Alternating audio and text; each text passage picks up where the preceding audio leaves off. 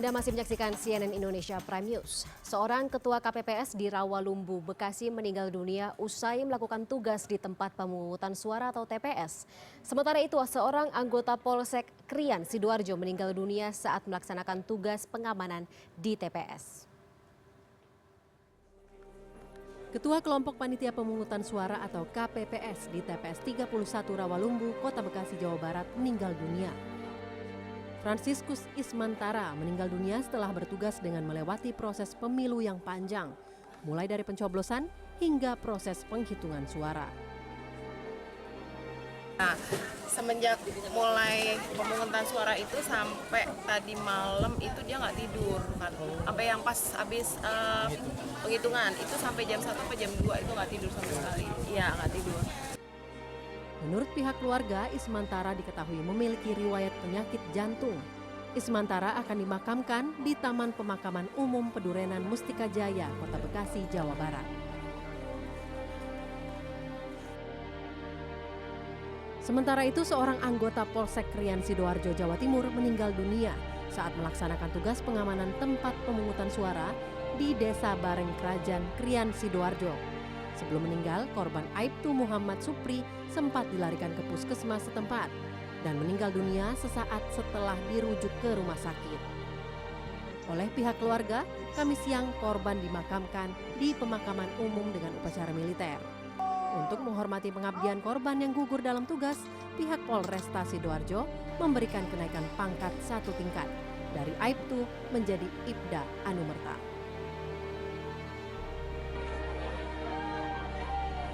Sementara di Goa, Sulawesi Selatan, seorang gadis belia berusia 17 tahun bernama Rusmita tewas usai menjalankan tugas sebagai saksi di TPS 2 Jonggoa, Dusun Jonggoa, Desa Cikoang, Kabupaten Takalar, Sulawesi Selatan. Sebelumnya, korban yang masih remaja ini bertugas sebagai saksi Partai Persatuan Pembangunan atau P3 dan baru pulang ke rumahnya pada pukul 6 pagi. Korban sempat tertidur hingga Kamis siang dan selanjutnya berangkat ke kebun untuk membawakan makanan orang tuanya. Naas, korban terjatuh pingsan dan dinyatakan tewas di lokasi kejadian. Tim Liputan, CNN Indonesia. Komisi Pemilihan Umum mengakui ada kesalahan memasukkan data pada sistem informasi penghitungan suara pemilu 2019. KPU membantah ada kecurangan dan kesengajaan dalam proses penghitungan suara. Komisioner KPU Ilham Saputra mengatakan ada kesalahan input data di 5 TPS. Kelima TPS tersebut berada di Provinsi Riau, Jawa Tengah, Nusa Tenggara Barat, Maluku, dan DKI Jakarta. Namun Ilham menegaskan KPU Kabupaten Kota di Riau dan juga Jakarta telah memperbaiki data penghitungan suara. Sementara di 1 TPS di Maluku, Nusa Tenggara Barat, dan Jawa Tengah sedang dalam perbaikan. Ilham mengakui kesalahan tersebut murni kelalaian petugas, bukan kesengajaan. Ia pun mengajak masyarakat untuk turut memantau penghitungan suara melalui aplikasi dan laman resmi KPU, serta melaporkan langsung ke KPU jika menemukan kejanggalan. Jadi prinsipnya adalah sekali lagi bahwa masyarakat silakan memantau situng, ya, kemudian memastikan bahwa C1 yang masyarakat pegang atau masyarakat lihat ada ketidaksesuaian, silakan laporkan kepada kami. Tapi tidak dengan cara kemudian memviralkan dan menganggap membuat meme-meme KPU curang. Tidak ada sama sekali seperti itu. Jadi sekali lagi ini human error dan sudah kita perbaiki. Ya. Nah, kedua adalah sekali lagi saya sampaikan rekapitulasi yang berjenjang yang akan digunakan sebagai hasil resmi dari pemilu 2019. Ya. Situng ini adalah bentuk informasi kepada masyarakat. Bentuk transparansi kami sebagai institusi penyelenggara pemilu kepada masyarakat. Ini loh C1 yang kemudian muncul di TPS-TPS. Ya, kita sudah mengetahui sejumlah petugas kelompok penyelenggara pemungutan suara atau KPPS di berbagai wilayah di Indonesia diduga meninggal dunia karena kelelahan selama bertugas. Apresiasi dan penghargaan sudah sepantasnya layak diberikan bagi para pahlawan pengawal kotak suara yang kita tahu sekarang saat ini tagar martir demokrasi sudah cukup menggema di lini masa. Namun evaluasi juga perlu digaungkan kepada penyelenggara pemilu serentak. Dan untuk membahasnya lebih lanjut, sudah ada 3 narasumber saya pada malam hari ini yang ada di Studio 2 CNN Indonesia. Ada Mas Pramono Ubay Tantowi, anggota atau Komisioner KPU Republik Indonesia. Selamat malam, Mas Mbak. Pram. Tampaknya cukup ya kita sudah tahu kondisinya sekarang seperti apa, betul. tapi terima kasih atas kesediaannya datang ke CNN Indonesia pada malam hari ini. Dan Terima juga kasih, ada Mbak. Mas Mulki Syadar, peneliti Perludem. Halo, Selamat malam Mbak. Mas Mulki. Malam. Dan juga ada Mas Ferry Junaidi, Ketua Konstitusi dan Demokrasi atau Kode Inisiatif. Selamat malam Mas Mulki. Malam. Tapi sebelum saya ke Bapak-Bapak, ke Mas Mulki, saya harus manggil Bapak-Bapak ya untuk setara semuanya. Mas Pram dan juga Mas Mulki, saya sapa dulu melalui sambungan telepon. Sudah ada anggota KPPS Pancoran Selatan, Mbak Shalni Apri Yudina. Selamat malam. Ya, selamat malam Mbak Shalni. Mbak Ya, Shalni, benar. saya ke Mbak Shalni dulu. Saya mau dengar bagaimana sebenarnya proses penghitungan di TPS tempat Mbak Shalni bekerja. Sekarang Mbak Shalni berarti hitungannya sudah bekerja selama berapa hari setelah proses pencoblosan tanggal 17 April?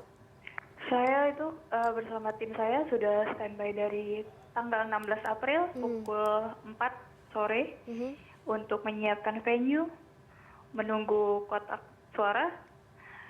Ternyata kotak suara baru sampai itu jam 8 malam, gitu. Oke. Kemudian menyiapkan venue sampai jam setengah 12. Kemudian kami bergantian menjaga kotak suara sampai pagi. Oke, Mbak Shalni, kalau Iya. boleh tahu di tempat TPS Mbak Shalni bertugas ada berapa Ya. anggota KPPS? Di TPS ku, TPS 11 ada 7 orang. Kami berbagi-bagi tugas. Seperti anggota nomor 1, ketua, tentu saja dia melakukan tugasnya untuk tanda tangan. KPPS kedua melakukan beberapa cap untuk surat suara, karena surat suara harus dicap lalu ditandatangan oleh ketua. Itu baru dianggap sah untuk pemilu, untuk DPT. Sorry. Oke, Mbak Shalni, kalau misalnya di profesi biasa ada shift-shiftan gitu dalam saat bekerja. Nah, dalam waktu 24 jam per satu harinya, ini bagaimana pembagian tugas antara 7 anggota KPPS? Kebetulan kemarin kita ganti-gantian di penjaga kotak, jaga tinta, dan cap ya. Cap surat suaranya, kecuali yang petugas nomor 4, 5 sama ketua itu tidak bisa digantikan karena fokus untuk mencatat DPT, DPK, dan DPTB begitu. Jadi Kalau 24 bergantian, jam tidak takutnya nanti digantikan? ada yang tidak beres dan tidak diketahui gitu. Oke, jadi saya perjelas lagi 24 jam tersebut atau sampai dengan saat ini berarti tidak ada waktu istirahat sama sekali? Iya, kita standby dari jam 5 pagi, kemudian jam 6 mulai sumpah, Oke. satu persatu. Setiap Kota KPPS. harinya? Jam 7 mulai buka TPS kita, udah mulai berdatangan orang-orang. Kita itu nggak ada istirahatnya Mbak, sampai jam 1 siang, nunggu makan siang, nunggu nunggu TPS tutup dulu baru bisa makan siang. Itu tanggal 17 April atau Iya. Tanggal 18, 19 sampai dengan saat ini bagaimana Mbak? Iya, kita dari tanggal 17 April itu udah bertugas sampai tanggal 18 April jam 4 pagi. Jam 4 pagi. Bisa saya perjelas lagi ya Mbak Shalni ya, Iya. dari tanggal 18, 19, selain tanggal 17 April, itu pembagian tugas dari jam berapa sampai jam berapa kerjanya dan berapa orang per hari yang bertugas? Kita langsung 7 orang yang bertugas turun. Udah ada pamsum juga, udah ada segala macam saksi datang mereka. Alhamdulillah kita tanggal 18 sudah selesai Oh, semua sudah ya. selesai, alhamdulillah ya. Iya, alhamdulillah. Oke. Gitu. Oke Mbak Shalni, saya perjelas lagi ya. Saya ingin Iya. lebih menggali terkait dengan beban kerja apa Iya. saja sih yang dikerjakan oleh KPPS pada saat tanggal 16, 17, 18 April tersebut, bisa diperjelas? Ya, dari tanggal 16 itu kita nyiapin venue. Tanggal 17 kita mulai jaga TPS sampai selesai. Perhitungan suara dilakukan jam 2 siang sampai jam 9 malam. Mulai mencatat C1 sampai C7 sampai 11 malam. Kemudian mempersiapkan berkas-berkas untuk saksi yang dibawa itu sampai setengah 1 pagi. Itu alhamdulillah TPS saya balance suara-suara dengan yang sah dan tidak sahnya, terus plano juga kami benar semua. Tidak ada masalah Alhamdulillah, ya. iya. Tapi yang paling lelah itu menunggu kotak suara untuk masuk ke kelurahan sih, Mbak. Gitu. Jadi kotak suaranya, jadwal kotak suara datang jam berapa, tapi kotak suaranya baru datang jam berapa, Mbak? Dibilangnya sih habis maghrib, cuma baru sampai di venue TPS 11 Pengadegan itu pukul 8 lewat ya, hampir setengah 9. Oke, ada waktu sekitar 1 sampai 2 jam menunggu ya, Mbak Iya Shalni. benar. Itu semua anggota KPPS menginap di TPS 11 sampai dengan tanggal 17 April untuk pencoblosan atau bagaimana sampai tanggal 18? Maksudnya setiap dalam 3 hari tersebut menginap di TPS atau bisa pulang? Iya, jadi kita dari tanggal 16 April itu udah stay, jaga, menginap sekitar 4 orang bersama 2 humas, berdua dengan satpam ya, satpam yang jaga tempat. Oke. Yang perempuan sih pulang sih, Mbak. Oke, gitu. sempat pulang ya, Kita Mbak ya. standby lagi yang perempuan jam 5 berganti. Setidaknya sempat mandi ya Jam Mbak 5 Shalni pagi. ya. Mbak Shalni, mohon maaf saya harus Ya. masuk ke biaya atau fee yang dibayarkan kepada petugas KPPS kalau boleh Oh, tahu iya. berapa? Biaya itu kita kebagi 2 ya, Mbak. Jadi tanggal 15 itu kita dapat biayanya 2.600.000. Oke. Boleh ya disebut Boleh. 2.600.000. Itu Boleh untuk ya Mas Barang Rom? TPS ya. venue, tenda, dan makan 2 kali Mhm. untuk 7 anggota KPPS. Jadi per orang petugas KPPS mendapat berapa? Kita baru dapat fee yang kedua untuk benar-benar murni buat petugasnya itu sekitar jam 3 pagi, Mhm. sekitar 500, dipotong pajak itu 6%, 25.000, Mhm. dikurang lagi 10.000 untuk uang kebersihan, sekitar 465.000. Oke. Mbak Shalni, in your opinion, beban Ya. kerja dengan biaya yang didapat sepadan atau tidak?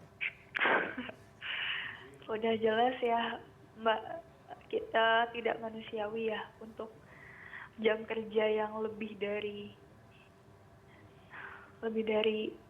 ya yang bisa Mbak perkirakan lah.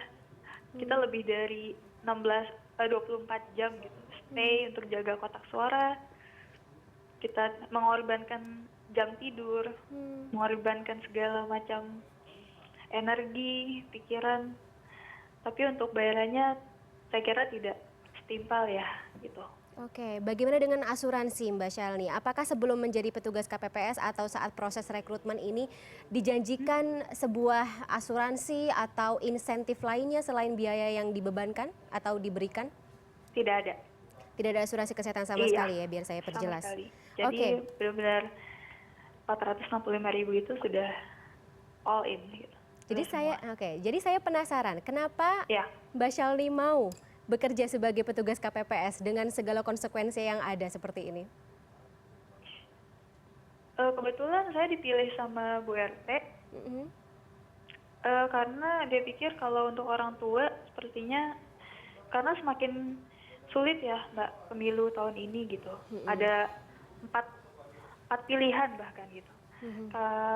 Bu RT sendiri khawatir kalau memilih orang yang lebih tua sekitar 40 ke atas itu khawatir malah semakin berantakan seperti TPS di sekitar RT 8 gitu, seperti RT 9, RT 10 itu mereka tidak balance gitu. Karena kebanyakan orang tua bukan orang muda seperti TPS di tempat saya gitu. Jadi sehari-harinya selain sebelum Mbak Shalni bekerja sebagai petugas KPPS, kalau boleh tahu profesi sehari-harinya sebagai apa? Dan pada saat bertugas sebagai petugas KPPS, bagaimana cara membagi waktunya? Kita yang karyawan swasta, kebetulan kebanyakan karyawan swasta dan anak kuliahan Oke. gitu. Kami terpaksa untuk tidak masuk kerja dan tidak masuk kuliah demi pemilu tahun ini. Tidak ada surat rekomendasi atau katakanlah seperti apa ya, ketika menjadi seorang petugas KPPS ini berarti ada keuntungan sendiri di tempat Mbak Shalni bekerja gitu? Nggak ada sih, Mbak.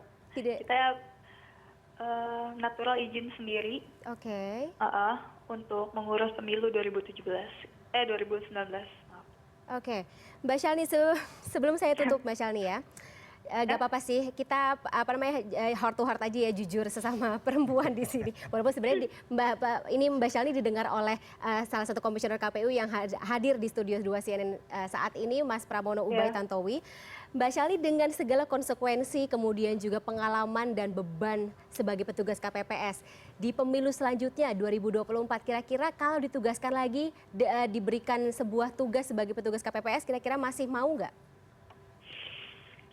Saya pribadi masih ingin volunteerin, menjaga suara masyarakat ya, suara masyarakat dengan netral gitu. Ada kebanggaan tersendiri ya? Dengan sangat saya meminta agar fee-nya itu manusiawi, karena jam kerjanya itu sangat membunuh jam tidur ya, Mbak, gitu. Saya pribadi bersama Bu RT cuma 2 perempuan, yang selebihnya itu laki-laki. Gitu sih, jadi kayaknya lebih manusiawi, tolong. Oke. Oh, sorry, sebelum saya tutup lagi ya Mbak Shalini ya, kalau dari 6 teman anggota atau petugas KPPS lainnya ada keluhan seperti apa, kesehatan atau seperti apa? Paling kita cuma kayak pegel-pegel aja ya Mbak, karena kita harus tunggu kotak suara masuk ke kelurahan itu sekitar 2 jam, setengah 1 selesai, jam 3 baru benar-benar balik gitu. Jadi ada yang beberapa orang tidur di lantai, jadi mungkin pada pegel-pegel gitu. Nggak ada sakit yang parah sih, Mbak, alhamdulillah. Cuma ya, iya. Baik, Mbak Shalini, Mbak Shalini Apriyudina, terima kasih sekali atas informasinya. Terima kasih sudah berbagi bersama kami menjalankan tugas sebagai petugas KPPS. To be honest, kami bangga ada tagar Martir Demokrasi ini sudah warawiri di lini masa ini sebagai bentuk apresiasi khususnya kepada Mbak Shalini dan juga kawan-kawan. Tapi kita harapkan juga agar apresiasi yang ada lebih real, lebih konkret mungkin nanti bisa diberikan. Kita mungkin bisa konfirmasi kepada Komisioner KPU Republik Indonesia yang saat ini bersama dengan saya. Terima kasih Mbak Shalini atas informasinya sekali lagi. Ya, sebelum saya lanjutkan ini tadi sudah ada testimoni dari petugas KPPS yang bertugas selama proses pencoblosan 17 April 2019 yang tadi, Mas Pram. Tapi sebelum saya masuk ke diskusi, kita akan break dulu. Kita lanjutkan di segmen berikutnya. Tetaplah bersama kami di CNN Indonesia Prime News.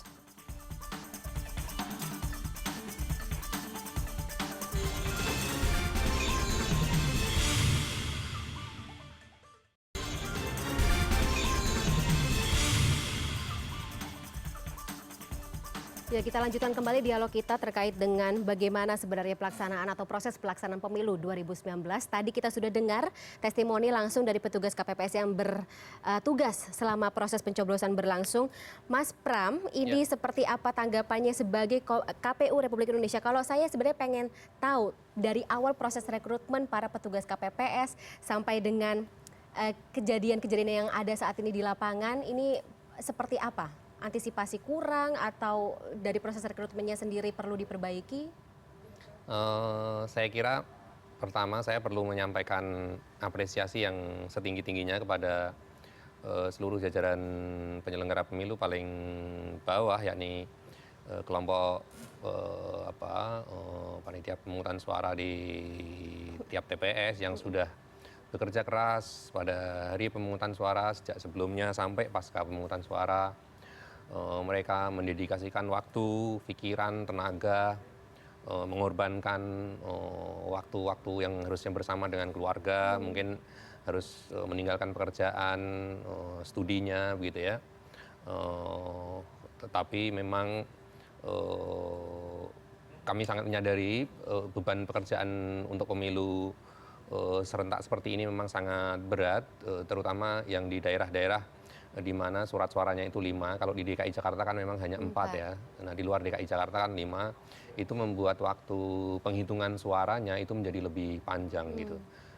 Kalau untuk pilkada, kalau hanya pilpres saja itu biasanya jam 3, jam 4 sore itu sudah selesai gitu. Tapi karena ada surat suara pileg, kemudian ada DPD, itu waktu untuk penghitungannya itu menjadi sangat panjang. Sementara di sisi lain penghargaan yang diberikan oleh negara kepada teman-teman penyelenggara pemilu KPPS itu memang belum memadai gitu ya.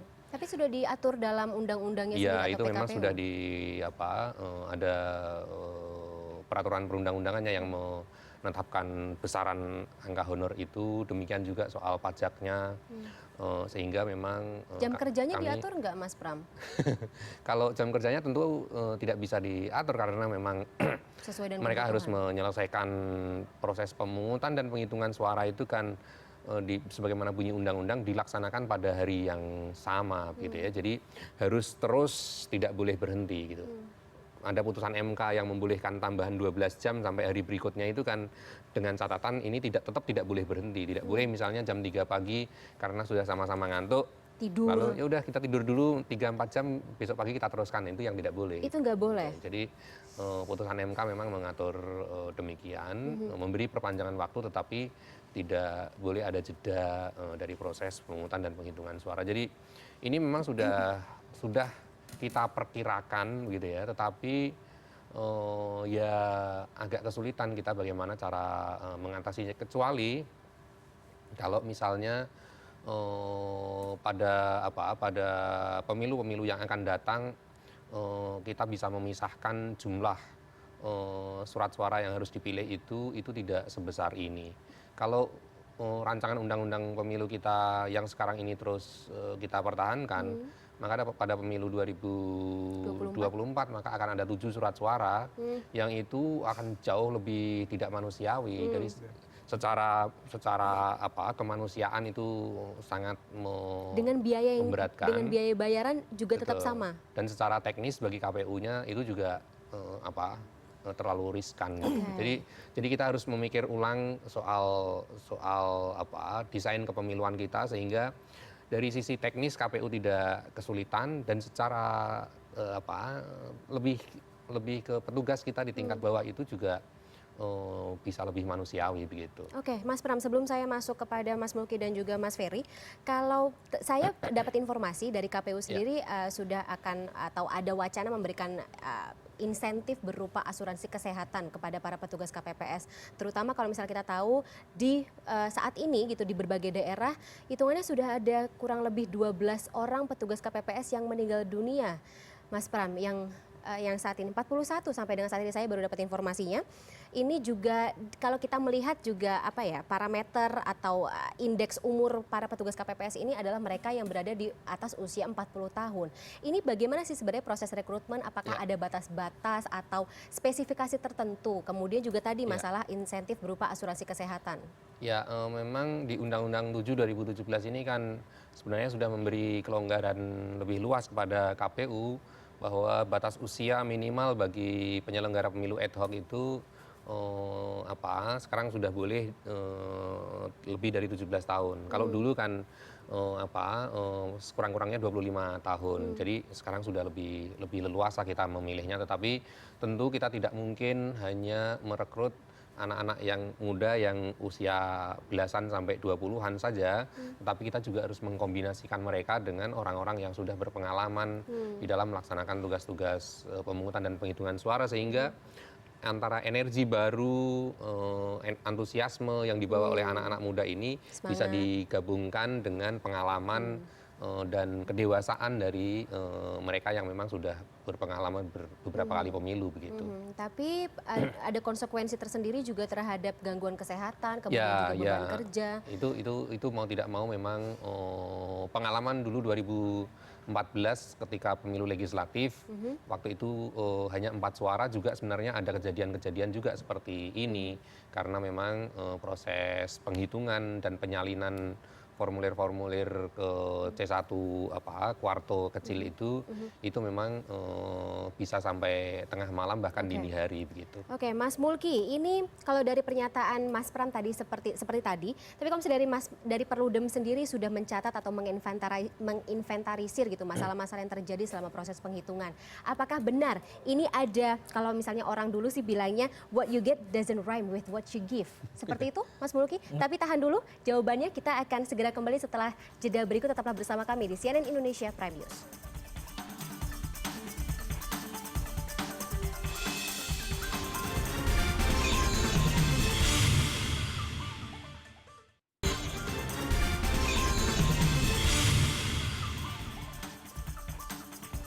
Ya gimana Mas Mulki, benar nggak ini seperti beban kerja yang tidak sebanding dengan apa yang didapat sampai bisa jadi seperti ini? Atau memang ada yang perlu dievaluasi dari penyelenggaraan pemilu serentak 2019 secara makro? Betul, kami Perludem melakukan monitoring dan evaluasi terbatas juga memang. Kita melakukan waktu itu di Jakarta, Bogor, Depok, Tangerang. Ada beberapa temuan yang sebenarnya juga sudah sering diungkapkan di berbagai kesempatan.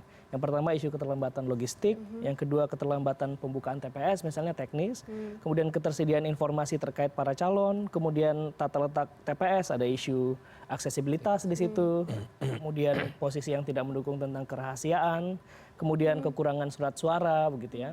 Ada berbagai temuan begitu. Tapi yang kami mau sampaikan juga adalah ini tidak ansih isu teknis, juga kita bicara desain pemilu yang tadi sempat disinggung juga oleh Pak Pram gitu ya. Bagaimana kita baru saja sampai pada stage yang baru penyelenggaraan pemilu, stage penyelenggaraan pemilu serentak yang paling complicated sedunia, ceritanya begitu ya. Lebih daripada negara lain? Lebih dari negara lain. Oke. Gitu. Di beberapa negara misalnya yang sistemnya parlementer, mereka hanya pemilu satu posisi saja, Mas mengisi Mulki parlemen. sempat studi banding ya ke Betul. negara-negara seperti Saya Thailand? punya kesempatan waktu itu melakukan menjadi international observer untuk pemilu Thailand. Saya menghabiskan waktu sekitar 2 minggu waktu itu misalnya di Thailand. Banyak aspek yang bisa kita lihat, yang saya bisa simpulkan saat ini, saat kembali melihat pemilu Indonesia, kita ada di posisi yang lebih baik sebenarnya begitu ya. Tapi kembali lagi tadi bahwa kita ada di stage yang baru, stage yang berbeda tentang penyelenggaraan pemilu, dan saya tidak mau terjebak dalam posisi menjudgment apakah pemilu kita gagal atau pemilu kita tidak mencerminkan keinginan rakyat misalnya. Kami memahami demokrasi itu sebagai sebuah perjalanan. Nah, saat kita memandang dia sebagai perjalanan, kita tidak menjudge dia, melainkan memberikan catatan-catatan. Catatan apa itu? Ya misalnya yang kami sampaikan tadi. Dan harapan kami misalnya terhadap catatan-catatan itu bisa menjadi masukan yang benar-benar difikirkan, benar-benar dicarikan solusinya. Kita mendengar secara langsung tadi bagaimana petugas TPS struggling, berusaha keras untuk tetap membuka mata begitu di proses perhitungan misalnya. Nah, ini teknis-teknis seperti ini yang kemudian menurut saya perlu kita highlight. Memang nanti ke depan kita perlu bicara lagi desain. Apakah tepat kita menyerentakkan dengan 1 hari 5 posisi, 5 jabatan gitu ya. Misalnya ide-ide yang selalu kami dorong adalah memisahkan antara pusat dan pemilu di tingkat daerah begitu. Pusat untuk mengisi eksekutif dan legislatifnya, presiden, DPR dan DPD. Kemudian di daerah mengisi gubernur, wali kota, kemudian DPRD tingkat 1, tingkat 2 begitu. Jadi berjenjang, tidak serentak seperti saat ini. Betul, dan kemudian ada jarak di antara kedua proses tersebut. Ini yang menurut kami, ya kita jangan terjebak pada judgement menurut saya. Kita harus memandang ini sebagai sebuah perjalanan. Satu hal yang simpel misalnya Mbak, betapa euforianya masyarakat. Saat saya di Thailand, saya duduk di TPS, hanya saya yang menonton proses perhitungan. Tidak ada kerumunan, tidak ada saksi dari partai politik, tidak ada pengawas pemilu, tidak ada NGO lokal yang menonton. Nah, di sini semua orang bersorak-sorai, bergembira melihat pemilu. Nah, itu satu hal yang menarik gitu ya. Tapi di sini juga dalam proses perhitungan, jadi pemilu telah selesai, apa yang kita harapkan, saya memandang bahwa setidaknya ada 2 hal. Proses ini kan memastikan apa yang kita pilih di TPS terkonversi dengan baik di hasil perhitungan dan terkonversi juga dalam kursi-kursi di DPR. Jadi kita tidak hanya bicara soal presiden, bicara juga soal pemilihan legislatif gitu ya. Kita memastikan itu baik. Nah, besar harapan publik benar-benar biar KPU nantinya menghasilkan data yang akurat juga. Diharapkan perfect gitu. Nah, kalau itu tidak terwujud, kunci berikutnya adalah transparansi. Membuka ruang partisipasi publik untuk melihat kembali apakah misalnya formulir C1 benar dengan apa yang diinput di sistem. Kalau dari Mas Mulki sendiri, kira-kira KPU dan juga penyelenggara pemilu lain sudah cukup transparan? Sejauh ini apa yang saya lihat, mereka membuka ruang itu. Itu yang paling penting. Apa yang dilakukan publik saat ini terlepas dari komentarnya positif atau negatif, tapi kita melihat juga bagaimana masyarakat merespon keterbukaan itu dengan memberikan laporan, misalnya ada perubahan tadi data 5, bahkan terakhir saya dengar bisa 12 atau lebih gitu ya, dari C1 itu kan menunjukkan bahwa partisipasi pemilihan kita tidak hanya bicara tentang mencoblosnya, tapi juga bisa memantau proses mengkonversi suara tadi. Oke, Mas Itu Mulki. dia. Saya masuk ke Mas Ferry ya. Mas Ferry dari Kode Inisiatif sendiri sudah sempat membuat sebuah catatan-catatan ya dalam pelaksanaan pemilu 2019 yang hasilnya ini kita sudah bisa lihat di plasma belakang para bapak-bapak sekalian. Ini pelanggaran-pelanggaran sih yang terjadi pada saat pemilu 2019 berlangsung 17 April kemarin. Paling tinggi ini ada di pelanggaran teknis administrasi yaitu C1 Plano ya. Probably atau logistik seperti apa dan juga kesiapan penyelenggara di posisi kedua. Mas Ferry bisa dijabarkan? Ya, jadi kami sejak sebulan yang lalu memang sudah membuat ada koalisi besar ya di koalisi masyarakat sipil, ada 10 lembaga yang kemudian tergabung. Pada saat proses pemilihan pada masa tenang, kami membuat krisis center di kantor Kode Inisiatif. Jadi kami memantau beberapa hal. Mulai dari pemantauan di lapangan itu dilakukan oleh beberapa teman-teman pemantau, ada JPPR, KIPP yang menggerakkan pemantauan di lapangan. Ada berapa jumlahnya kalau boleh tahu? Sejak sebulan yang lalu kami sudah mendeklar ada 85.000 pemantau yang diturunkan di lapangan. Jadi dari proses pemantauan itu kami menemukan memang beberapa hal, catatan-catatan terkait dengan proses penyelenggaraan. Dari data yang ada sebenarnya kesimpulannya adalah pemilu kita berjalan sangat baik. Salah satunya adalah catatan kami adalah soal partisipasi publik yang sangat luas. Jadi keberhasilan pemilu kita itu sebenarnya karena memang publik berpartisipasi cukup aktif dan itu menjadi temuan kami di dalam proses pemantauan yang dilakukan. Mulai pagi pembukaan kota TPS sudah mulai terlihat. Mungkin Bapak Ibu sekalian bisa ngecek. Kalau pagi-pagi datang ke TPS pasti orang sudah ngantri. Nah itu salah satu indikator bahwa partisipasi publik cukup tinggi dalam pemilu kali ini. Dibanding 2014 dan 2009? Bahkan dibanding dengan 2014 dan 2009. Oleh karena itu menurut kami sih dari sisi ini cukup berhasil. Hanya saja memang kan dalam perhelatan pesta demokrasi yang besar ini tentu ada catatan-catatan. Nah catatan-catatan yang ditemukan kami soal teknis administratif khususnya di dalam mungkin bisa dilihat ini Mas Ferry di belakang sekalian juga sambil menjelaskan paling tinggi DPT tidak terpasang di TPS. Jadi ada temuan-temuan. Jadi kalau di hari H pemungutan suara catatannya misalnya yang pertama TPS terlambat dibuka. Terus ada DPT yang tidak terpasang. Ada soal tinta, ada beberapa teknis-teknis penyelenggaraan yang memang itu masih menjadi catatan di dalam proses penyelenggaraan kali ini. Jadi problem kita ada di detail. Jadi sebelum pemilu hari H, kami sudah memberikan catatan sebenarnya bahwa problem kita bukan hanya di soal sistem. Problem kita bukan hanya soal kesiapan yang lain, tapi problem di detail soal hak pilih, soal misalnya logistik dan sebagainya. Itu memang menjadi catatan penting kami terhadap proses pemilu kali ini. Sempat banyak keluhan mengenai A5 juga sih Mas, kalau misalnya kita... A5 soal pindah memilih dan bahkan C6, undangan memilih. Soal undangan pemilih, saya hampir juga menjadi korban sebenarnya. Nah, tapi untungnya kami jelaskan kepada petugas bahwa C6 itu undangan dan sepanjang nama saya ada di DPT saya bisa menggunakan hak pilih mulai dari jam 7 sampai jam 1. Tapi setelah dijelaskan memang petugas cukup terbuka begitu. Nah, jadi kami bersyukur juga. Tapi di tempat yang lain ini juga ada kendala. Tapi rata-rata kendalanya menurut saya evaluasinya satu karena pengetahuan dari petugas. Yang kedua, ada juga pertimbangan yang cukup bijaksana menurut saya. Jadi ada pertimbangan begini. Pemilih pindahan kan memang dia diberikan kesempatan dari pagi. Tapi karena melihat antusiasme pemilihnya sangat tinggi, mereka akhirnya menjelaskan juga. Misalnya beberapa tim kami di kantor Kode Inisiatif, mereka waktu datang dijelaskan. Mas, kalau misalnya kami kasih dari pagi ini, khawatirnya nanti ada surat suaranya kurang. Kasihan yang masuk DPT, kan Mas baru pindah begitu. Jadi ada pertimbangan-pertimbangan yang lain yang memang diambil oleh petugas di lapangan. Meskipun satu sisi ini juga bentuk catatan yang negatif, tapi di sisi yang lain ada pertimbangan yang cukup bijaksana yang sebenarnya yang disampaikan oleh petugas begitu. Yang paling krusial Mas Ferry yang terjadi selama di proses di lapangan, singkat saja sebelum nanti saya masuk ke Mas Pram dan juga Mas Mulki kembali. Paling krusial dari seluruh catatan kami adalah satu soal logistik yang menyebabkan kemudian beberapa penyelenggaraan harus dilakukan pemilu susulan. Yang kedua menurut saya soal A5. Karena di beberapa tempat A5 ini justru bisa menyebabkan pemungutan suara ulang. Karena apa? Yang ketika misalnya kita pindah memilih, itu hanya bisa diberikan sesuai lokasi pindah. Misalnya kalau saya pindah antar provinsi, maka hanya satu hak saya untuk memperoleh surat suara untuk presiden. Jadi ada juga beberapa temuan justru mereka dapat lima-limanya. Itu kan menyebabkan PSU karena ada pemilih yang tidak berhak tapi menggunakan hak pilih di situ. Gitu. Dan kalau misal kita bisa melihat ya Mas Pram, kira-kira dengan segala masalahnya seperti ini, kemudian juga bisa kita katakan ada banyak serangan Mas Pram yang merupakan upaya, kalau dari rekan Mas Pram sendiri, Mas Firian Aziz mengatakan ada upaya memang delegitimasi terhadap KPU sebagai penyelenggara pemilu. Tapi tahan dulu jawabannya Mas Pram, kita akan kembali saat lagi, tetaplah bersama kami di CNN Indonesia Prime News.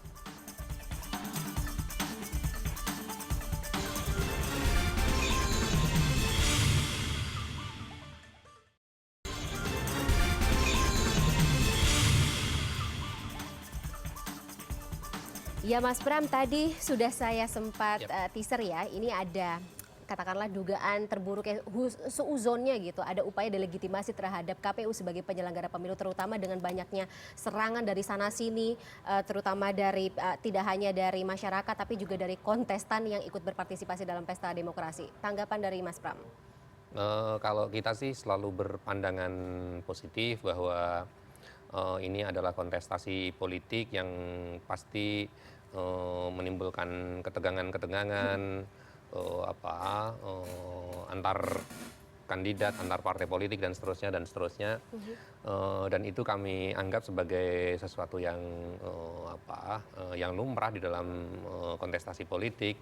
Dan kalaupun ada serangan ke KPU katakanlah begitu ya, maka itu kami anggap sebagai bagian dari partisipasi publik, partisipasi kontestan untuk mengontrol bagaimana KPU bekerja tetap berjalan di koridor-koridor yang benar gitu ya. Jadi bahwa KPU dituduh curang-curang itu menurut kita ya ditanggapi secara positif saja, ya biar KPU-nya tidak curang, nah gitu saja. Jadi kita sama Pak Mahfud MD sebelumnya Mas Pram. Jadi kita bekerja makin serius, makin profesional, makin transparan, itu aja yang kita kerjakan. Jadi itu kita anggap sebagai bagian dari cara sebagian pihak untuk mengingatkan KPU untuk bekerja lebih hati-hati begitu.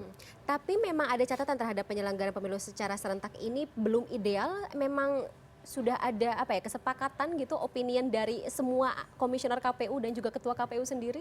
Kalau kita kan selalu hoping for the best, tapi preparing for the worst begitu ya. Jadi kita selalu mempersiapkan segala sesuatunya untuk mencapai tahapan pemilu yang ideal gitu ya.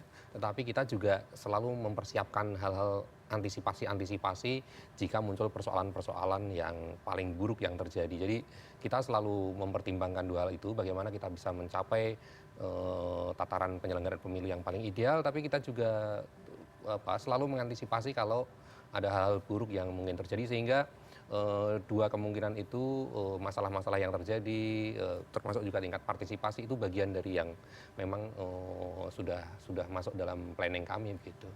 Mas Ferry gimana ngelihatnya? Ya. Masih ada yang bisa kita lakukan? Oh banyak hal. Sampai 22 Mei khususnya ya? Iya, kalau kami sekarang memang krisis center tetap berjalan dan kami memantau proses rekapitulasi hasil pemilu. Nah, menurut saya ini tahapan yang paling krusial dan memang harus dibangun partisipasi publik yang semakin luas. Soal kemudian orang melihat beberapa kesalahan di dalam proses scan C1, yang harus dilihatnya begini. Kalau tidak ada keterbukaan dari KPU, kita tidak akan bisa mengkritisi KPU sekeras ini. Oleh karena itu menurut saya mengapresiasi apa yang kemudian dilakukan oleh KPU dengan membuka data itu. Makanya saya bilang ke Mas Pram, menghibur lah paling tidak. Jadi Mas Pram ini sebenarnya bukan soal bagaimana publik mengkritik KPU, tapi ini adalah buah dari keterbukaan yang KPU lakukan. Kalau tudingan kecurangan gimana Mas?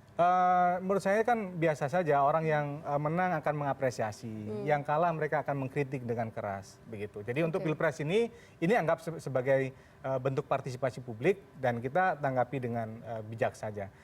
Yang pasti begini, kalau Pilpres agak sulit menurut saya untuk kemudian orang melakukan kecurangan dengan merubah suara dan sebagainya. Dan harus dilihat begini, yang di-upload oleh KPU hari ini, scan C1 itu hanya fasilitasi yang dilakukan oleh KPU. Untuk apa? Mas Ferry, saya potong dulu ya. Ini di belakang ada salah satu contoh C1 plano, kemudian juga yang masuk ke dalam rekapitulasi. Gimana ini? Ini kan bagian Ada dugaan kecurangan katanya. ini kan satu kan ada form C1 scan. Yang kedua ada inputan oleh KPU. Itu bisa berbeda. Bisa jadi karena memang linknya. kesalahan pada saat input karena begitu data banyak begitu. Tapi menurut saya ini hanya sebagai catatan saja. Yang lebih krusial menurut saya yang harus didorong partisipasi publiknya adalah semua pihak harus melihat proses rekapitulasi di kecamatan yang sekarang terjadi. Karena pengalamannya, tapi pengalaman ini bukan di Pilpres sebenarnya. Di Pilpres relatifly itu bisa terkontrol. Tapi untuk legislatif menurut saya tanpa harus mengurangi rasa hormat kepada petugas di lapangan dan juga teman-teman penyelenggara di lapangan dengan segala pengorbanannya, tapi untuk legislatif menurut saya itu yang memang mesti dilihat lebih lanjut supaya yang model begini bukan kecurangan, tapi bisa jadi karena human errornya kelalaian karena bekerja sangat panjang, lelah begitu. Tapi ada juga yang memang nanti ada problem-problem.